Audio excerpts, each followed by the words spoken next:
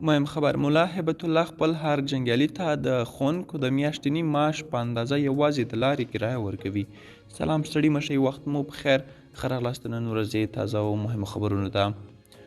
زاویه نیوز د طالب مشر په لاسلیک دغه مکتوب ترلاسه کړی چې پکې هر طالب جنګیالي ته له معاش پرته د لارې کرایې لپاره د پیسو او امتیازاتو ورکولو اندازه څرګنده شوې ده.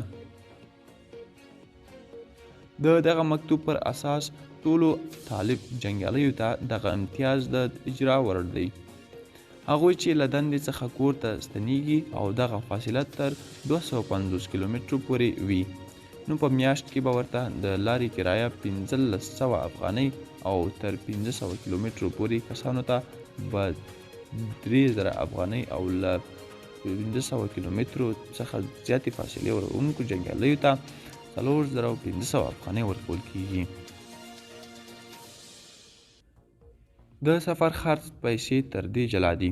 په میاشت کې یو ځل هر جنګیالي ته د دغه اضافي امتیاز اندازه د ابتدایه ښوونکو د میاشتني معاش له کچې سره برابره ده. دغه راز په سرحدي نقطو کې میشتو جنګیالیو ته به چامپر، بوټان، کالي او د ژمي لپاره سون توکي هم د دوی د امنیتي ارګانونو له مشخص کوډ څخه اخیستل کیږي. دا ټول امتیازات په معاش سربیره طالب جنګیالیو ته ورکول کیږي. ګران دوستانو، دا و د نن شم شوي ویډیو تر بیخي چارې ښه وخت.